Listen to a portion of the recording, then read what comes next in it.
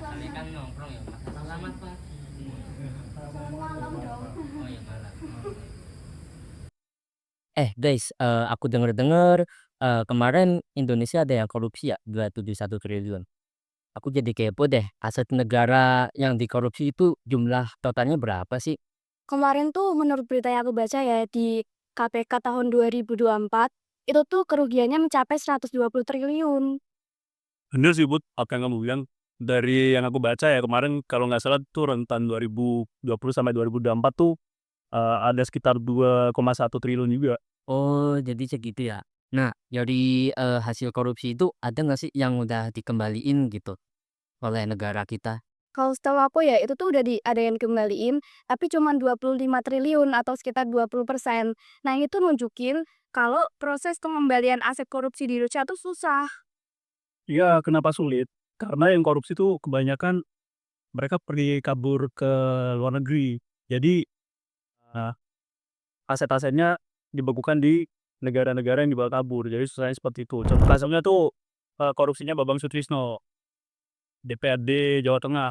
Dia korupsi lalu kabur ke Hong Kong dan Singapura. Jadi asetnya tuh susah untuk dikembaliin. Ya. Oh iya Mas, selain KPK, Kejaksaan Agung juga memulihkan aset di sebesar angka 1.325 triliun pada tahun 2024. Itu termasuk dari lelang hasil eksekusi, uang pengganti, setelah itu ada penjualan secara langsung. Tapi tetap ini masih jauh dari total aset yang dikorupsi, Mas. Ya, jadi benar ya yang dikatakan sama Mas Hasbi tadi dari data tersebut. Tapi masih ada masalah yang lebih penting, yaitu terdapat 241 aset yang senilai hampir 400 triliun.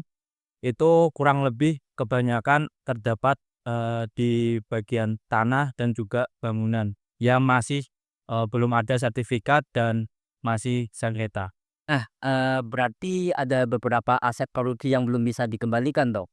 Nah, ada yang tahu nggak sih upaya apa yang dilakukan Indonesia untuk mengembalikan aset korupsi yang tidak bisa dikembalikan ini? Kalau menurut aku sih kita tuh butuh perubahan mengenai hukum ya, kayak soal pengelolaan dan perampasan aset. Kayak misalnya tuh kita mempercepat proses hukumnya ataupun memberikan kewenangan yang lebih kuat kepada lembaga pemulihan aset itu. Bener sih, selain itu juga pengelolaan aset harus berbasis juga dalam basis profesional. Kalau enggak ya aset yang disita nilainya bakal turun. Kita juga perlu sistem informasi yang transparan dan terintegrasi. Jadi nih menurut aku kita tuh perlu menggunakan kerjasama internasional. Kenapa? Karena sekarang banyak koruptor itu yang menaruh hartanya atau menyembunyikan hartanya itu di luar negeri. Nah, tapi kita juga harus menggunakan kesepakatan bilateral dan multilateral agar prosesnya itu bisa berjalan dengan lancar. Kalau menurut saya ya, aset yang tidak bisa dikembalikan, negara tetap harus mengoptimalkan barang yang ada melalui mekanisme hibah, penetapan status penggunaan BSP atau lelang. Selain itu, publik juga harus tahu proses ini agar kepercayaan tetap terjaga. Jangan lupa perlu ada pembuatan lembaga khusus dan penguatan lembaganya sudah ada seperti Direktorat Pemulihan Aset. Mereka harus diberi SDM dan sistem IT yang mumpuni. Nah, satu lagi nih, edukasi dan budaya anti korupsi itu juga sangat penting.